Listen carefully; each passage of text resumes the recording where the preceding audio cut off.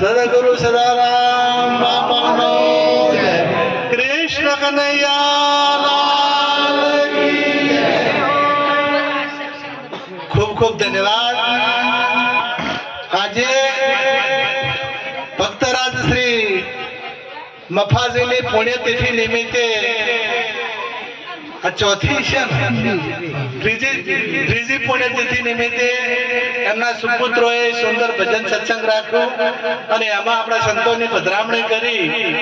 ભારા નિવાસી સમરદાસ મહારાજ તથા ખારેડાથી બાબુરામ મહારાજ, ચમનરામ મહારાજ અને માચમરામ મહારાજ તથા ભક્ત પ્રેમી સજ્જનો, માતાઓ અને બહેનો, હમણાં આહારવાનું કોણ તો આ કરશે એ હું પેલું જ છે. હમણે ભજનમાં ગવણું હતું કે અંછા તારા જોબનીય વહી જાશે, અંછા તારા જોબનીય વહી જાશે. હવે અંછો કેને કીધો? આપણે અંછલો કવિતા એક આવતી ને ભણતા તારે, અંછલો ચાલ્યો જવાનો છે એકલો, એને કોઈનો ન મળે સંગાત, અંછલો ચાલ્યો જવાનો છે એકલો. તો બીજા એક ભજનમાં ગાયું કે અંછા ગઈ તી સદગુરુજીના દેશમાં, ત્યો સે જળહળ જ્યોતિનો પ્રકાશ અગમ ઘેર જઈ સડી. વળી બીજા ભજનમાં એમ કીધું અંછા ચાલો ને સદગુરુજીના દેશમાં, ત્યો સે અરે અંછા આવતા જોયેલા દો જણા અને જાતા જોયા એકા એક. અંછા પિયો રે પિયાલા હાસા નામના, તો કાગડા પલટીને અંછા હોય. હવે આ અંશોની વાત આવી એટલે અંશો કોઈ જીવને કીધો છે અને આત્માને પણ કીધો છે. હવે જીવ ને આત્મા બે નથી, જીવ ને આત્મા બે નથી, એક જ છે. પણ જીવ કેમ કીધો અને આત્મા કેમ કીધો? તો જીવ એટલા માટે કીધો કે જ્યાર સુધી મારા તારા ના દાવ, હું મરી જવાનો છું, હું અમુક નો છોકરો છું, હું આટલી ઉંમરનો છું, હું અમુક ગામનો છું, આવો ભાવ પડ્યો હોય એટલે જીવ દશાનો કહેવાય. પરંતુ એ નક્કી થઈ જાય કે હું મરું એવો નથી, હું કોઈનો દીકરો છું એવો નથી, તો એને આત્મા કીધો. હવે આત્મા એ અંશને આત્મા કીધો તો હવે જોબનિયું કેને હોય? અંશને જોબનિયું હોય? હે, આ ગાવા વાળાનો હક નથી. પણ વિચાર કરવાની વાત તો ખરી કે જોબનિયું છે ને એ અંશને હોય. ગીતામાં ભગવાને ચોખ્ખા શબ્દમાં કીધું છે કે વસાંસી જીર્ણાની યથા વિહાય નવાની ગુણાતી નરો પરાણી તથા શરીરાણી જીર્ણોન્યન્યાની સંયાતી નવાની દેહી. હવે એમાં એમ કહેવાનો ભાવ એવો થાય છે કે આ શરીર છે ને એક વસ્ત્ર છે, આ વસ્ત્ર બદલાય છે પણ એમાં રહેવા વાળો જે આત્મા છે એ બદલાતો નથી. વૃદ્ધાવસ્થા આવે તો આ શરીરને આવે, એટલે જોબનિયું જાય ને તો એ શરીરને જાય. જોબનિયું આજે આવ્યું ને કાલે જ આશે, જોબનિયું કાલે જ આતું રહેશે. એ જોબનિયું છે ને એ શરીરને હોય, આત્માને ના હોય. આત્માને જોબનિયું હોય તો ટાયર કહાય, ટાયર ને પંચર, ટ્યુબને પંચર પડે પછી ટાયર બદલવું પડે, પણ હવા એની હવા કહાય, હવા ના કહાય. અને હવાને કોઈ દાડો પંચર થાય ને, પંચર થાય તો ટાયર ને થાય, પંચર થાય તો ટ્યુબ ને થાય. પણ મોય જે હવા છે અને પંચર ના થાય કે હવાને એ બદલાતી છે, એની છે. એમ જે આત્મા છે એ આત્મા અજર અમર ને અખંડ ને અવિનાશી, અને તમારા બધામાં રહેલો છે. પણ એક ભાવ થઈ ગયો આપણને, જેમ જીવ દશા માટે તો પછી આત્મદશા આવે. અને હનુમાનજીને પ્રશ્ન કર્યો, રામને બેને ચર્ચા થઈ તો હનુમાનજીએ કીધું, રામે કીધું કે તમે કોણ છો? તો કે જો દેહ ભાવે પૂછતા હો, દેહ ભાવે તો હું તમારો સેવક છું. દેહ ભાવે પૂછતા હો તો હું તમારો સેવક છું. જીવ ભાવે પૂછતા હો તો હું તમારો અંશ છું. જો જીવ ભાવે પૂછતા હો તો તો હું તમારો અંશ છું. અને આત્મા ભાવે પૂછતા હો તો હું તમે જુદા નથી. એટલે જો તમારી આત્મદશા આપણી આવી અંશા ચાલો ને સદગુરુજીના દેશમાં ત્યાં અંશા કાગડા પલટી એટલે જે કાગ ભાવ છે એ સદગુરુજીના દેશમાં જાય તો જે વૃત્તિઓ આપણી જોઈ તો ફસાયેલી છે, વૃત્તિઓ જોઈ તો વિષયોમાં અટવાયેલી છે, એ વૃત્તિઓ મટી જાય. અને અંશનું સ્વરૂપ એટલે અંશ કોને કહેવાય કે કોઈ વિકાર ના હોય, કોઈ વિષય ના હોય, કોઈ દાવો ના હોય, કોઈ શરીર ના હોય, એને કહેવાય અંશ. માનસ બેની ગયા તા એક સરસ વાત છે. બેની ગયા તા માન સરોવર ઝીલ, ત્યો તો બેઠેલા જોયા સર્વે અંશ, માયાનો નથી અંશ ગયા તા અમે ઝીલવા. બેની હું તું ના ઉતાર્યા મેલ, થયું સર્વે ફેલ ગયા તા અમે ઝીલવા. બેની ઉતાર્યા તન મન ધનના વસ્ત્ર, સોડ્યા સર્વે શસ્ત્ર ગયા તા અમે ઝીલવા. બેની હું તું ના ઉતાર્યા મેલ, થયું સર્વે ફેલ ગયા તા અમે ઝીલવા. જે માન સરોવર ઝીલવા જે સદગુરુ મહારાજનો દેશ છે એ દેશમાં જાય ને એને કીધો માન સરોવર. ક્યો કે બેઠેલા તો આ સર્વે અંશ, કોઈ માયાનો નથી અંશ. એ કોઈ માયાનો અંશ હોતો નથી, એ બધો પરમાત્માનો દેશ. એટલે અંશ એટલે આત્મા સ્વરૂપ. અને એ દશા જ્યારે આવે તો સમજવું કે આપણને મુક્તિ મળી છે. હવે આ આપણી દશા કેટલે છે એ આપણને ખબર, બીજા કોઈને ખબર નથી. આ પોતાને જ ખબર હોય, પોતે કેવો છે બીજાને ખબર હોય. મારા શું પડ્યું છે તે તમને ખબર હોય.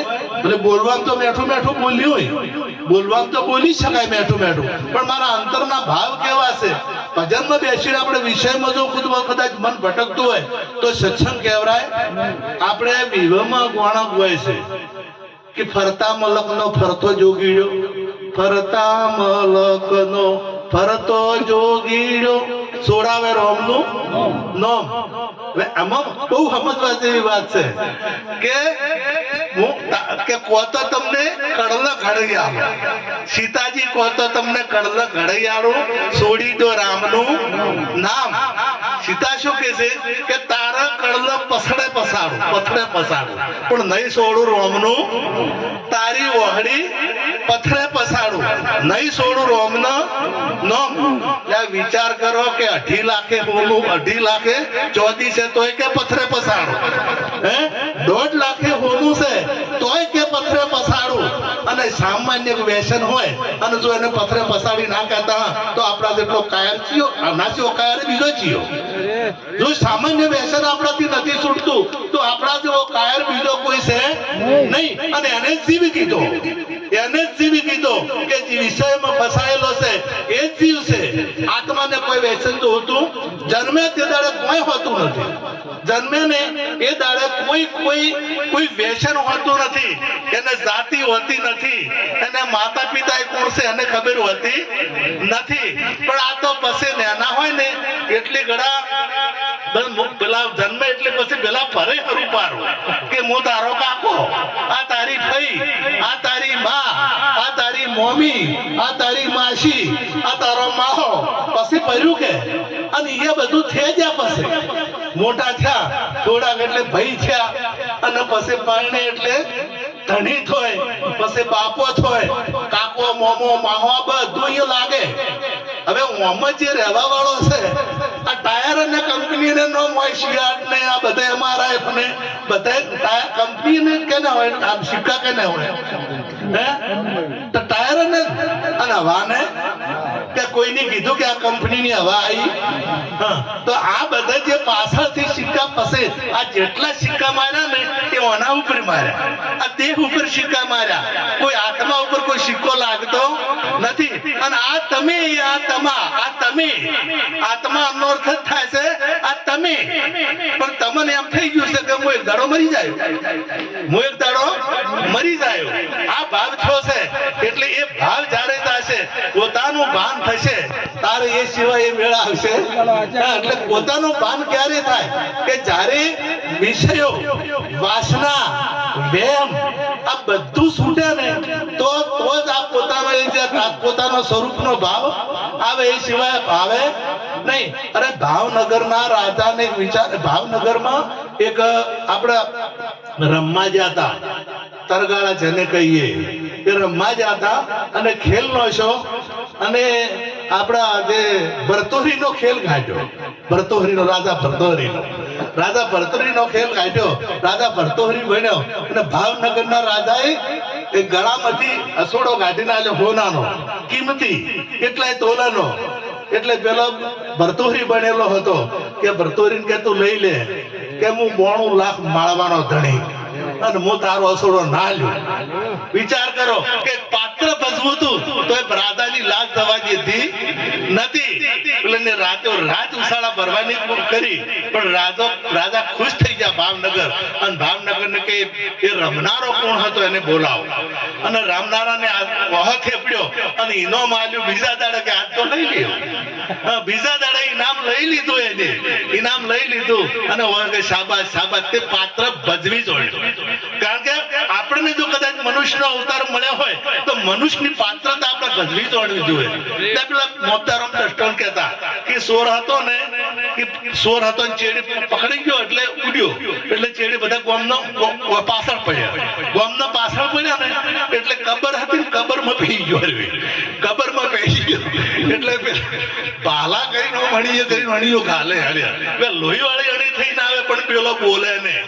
મને તોડીને પેલા કાઢ્યો કે બોલતો ખરા, બોલ ન કે હાવખા મહિનો હોત તને કે હું ઊંઝો તો જોઈ, હું કબરમાં ઊંઝો તો કબરમાં મળતું હોય અને મળતું બોલતું હશે. મેં મળદાનું પાત્ર પાછું માત્ર મળદું થઈ ગયો હતો એટલે મળતું બોલે ના. એક વિચાર કરો કે સોર હતો તો એને એની રાત જવા દીધી. પેલા રાજા રમવા આવ્યો હતો, ખાલી થોડી વાર પૂરતો રાજા જ હતો. અને તમે તો કાયમીના રાજા છો. તમે કાયમીના રાજા છો, એક દાડાના રાજા નથી. તમે ભક્ત છો કે તમે ભક્ત એટલે કોઈ જેવી તેવી વાત નથી. મનુષ્ય ભગવાને બધા અવતારો મનુષ્યના લીધા કે નહીં લીધા? બધા અવતારો મનુષ્યના. ભગવાન તો હતા જ, તો રામ શું થયા? મનુષ્ય. કૃષ્ણ, બુદ્ધ, આ બધા ભગવાને મનુષ્યના અવતારો લીધા. તો તમે મનુષ્ય છો અને મનુષ્ય કોઈ જેવી તેવી ભૂમિકા નથી. એટલે આપણી જે આપણે જોજે માનવ રંગ જાય ના, તને પાસ્તા પસ્તાવો થાય ના, તારી જનેતાનો દૂધ લજવાય ના. જોજે માનવ રંગ જાય ના, તારી ગુરુ ભક્તિનું ગૌરવ જાય ના. જોજે માનવ રંગ તું રંગ આપજે કાળી કોબેળનો, એ તો ભાતે ભાતે પૂછાય ના. જોજે માનવ રંગ. એટલે તમારું જે પાત્ર છે એ પાત્રની લાજ જવી જોઈએ નહીં. બસ આટલું કહી અને મારી વાણીને વિરામ આપું. સદગુરુ. અને આ પરિવારને તાળીઓથી વધાવો. જય ગુરુ મહારાજ. જય ગુરુ મહારાજ. વાહ ભાઈ વાહ. મનુષ્ય